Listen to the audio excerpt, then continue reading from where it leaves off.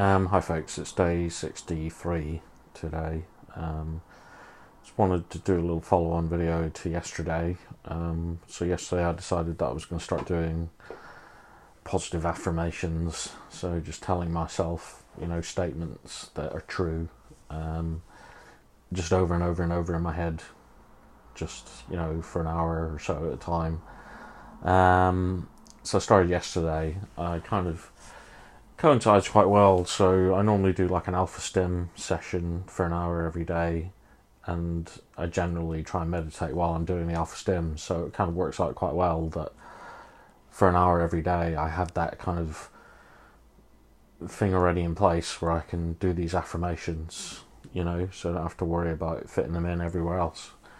And I'm also kind of thinking that while I'm doing the alpha stim, maybe it's making my brain slightly more receptive to, absorbing new information or whatever. I don't know. It's just maybe that's something that will work better. I don't know. So I've been trying to do it. It's my second day. Started yesterday, and it's been tough actually. Yesterday I noticed there was a lot of resistance, like internal resistance to it. I normally have quite a lot of problems focusing on one particular kind of thought anyway. I guess that happens to most of us. And that's where mindfulness kind of comes in. You've got to be able to kind of realise that your mind's drifting and kind of take it back to where you need it to be. But in a good way, not like kind of criticising yourself and saying, what you're doing, you idiot, you're supposed to be focusing on these affirmations, get back here. And I guess having a lot of experience of mindfulness, it's come in quite handy over the last couple of days.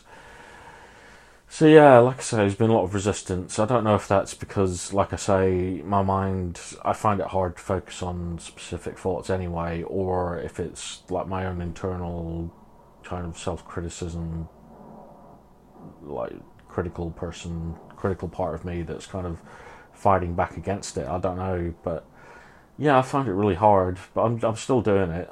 And I find that now I've had to kind of do a couple of bus journeys and walk some places today, and I've just kind of done it along the journey really, because it's, like I say, it's something that you can do anywhere, anytime, as long as you're not focused on something else. So I mean, obviously there's been no kind of immediate response. I wasn't expecting there to be. I did find the kind of internal resistance quite interesting, quite worrying as well. I hope that's kind of temporary, and that with repetition and with kind of focusing on it and making it a habit to do it, that'll go, hopefully, the resistance, and I'll get better at being able to kind of bring my mind back to where I want it to be and focus on what I'm doing. So yeah, I just wanted to let you guys know I'm doing it, and I will keep doing it.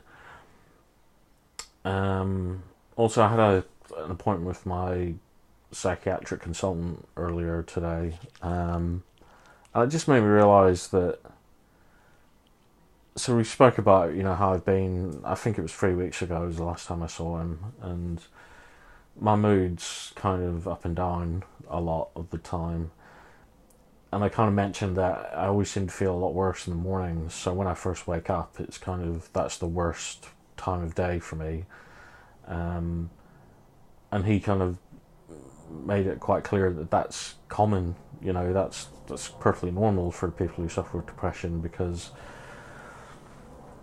he mentioned stuff about hormones and your hormone levels at certain times of day and your circadian rhythms, and he also mentioned that, and I've mentioned this before as well, that occasionally when you wake up, you have that kind of first few instances where it's almost like you're waiting for your brain to catch up, but you have these kind of moments of not being depressed, where you wake up and you forget almost that you have depression, and it's like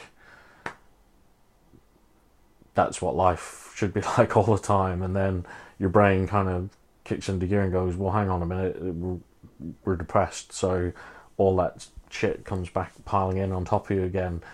And just having that few seconds before you kind of become fully conscious and fully aware of what's going on, and then losing it every day, it kind of, it's understandable that in the mornings you're going to feel a bit shit.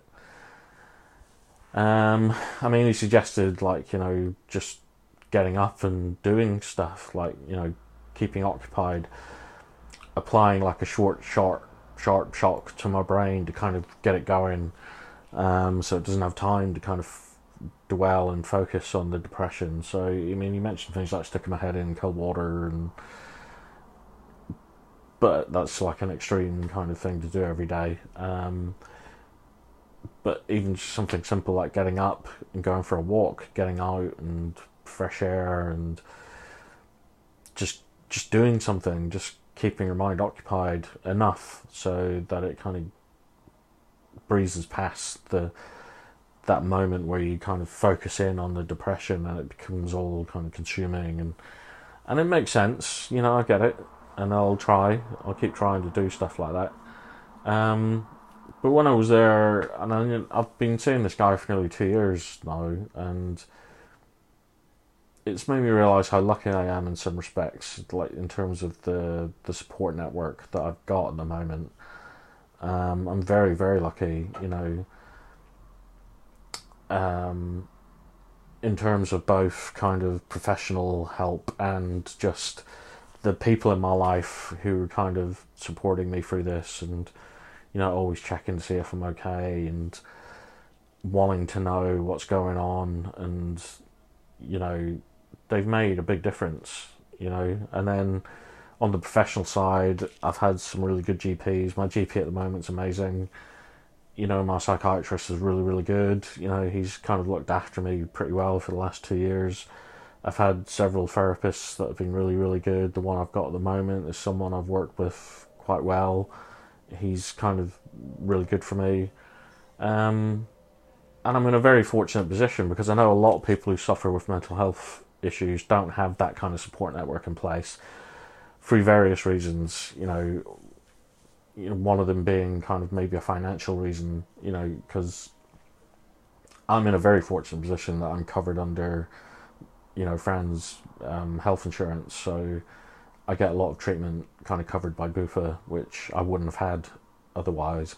If I'd gone the NHS route, I'm not sure where I would have ended up or how I would be right now. I don't know if I'd be in a good place or not. And I know that makes me very, very fortunate, and I appreciate it, and I hopefully I don't take it for granted, especially when I have these appointments and I have my therapy. I kind of thank my lucky stars that I have this support network in place. And yeah, I know that a lot of people do have to rely on the NHS, and their kind of history with mental health treatment and support isn't the best. And I've read lots of case studies, and I've known people who've gone the NHS route and it's kind of made them worse in some situations. So that's something I'm immensely grateful for.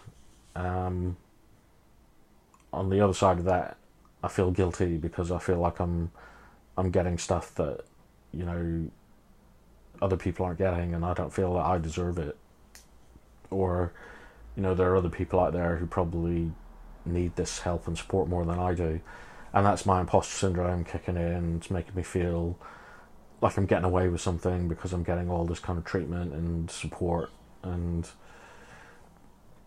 I'm trying to take a step back and say, look, I need it. I've needed it in the last 2 years. I've needed that support in place, or I probably wouldn't be here now.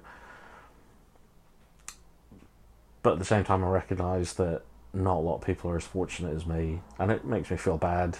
And that's something that we need to kind of address, I think. It was Mental Health Awareness Week last week. But just because that's over doesn't mean that we should stop talking about it and making it, something that we need to develop and have a better understanding of going forward. a week of people posting memes on Facebook is okay, but it's not solving the problems, I guess. And I don't know, maybe, I'm not really solving any problems either by doing these videos. I wish I could do more. I wish I could help more people. But, I suppose I've got to try and help myself first and foremost. So I'm in a better able position. I'm better able to help other people when I'm stable, I guess. I don't know. I'm waffling now. So yeah, I'm just going to carry on doing my affirmations every day. And yeah, I mean, I guess it is something that I would encourage people to do. It's simple, it's easy, it's something that we can all do. And if you do it in,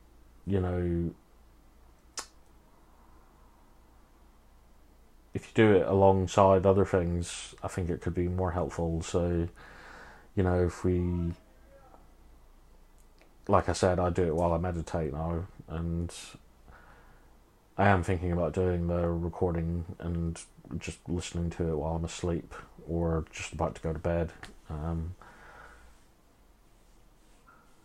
And yeah, it is something simple, something easy, and maybe doing it in combination with, I've mentioned before, like a visualization technique where you remember something good that you've done or something good that's happened to you.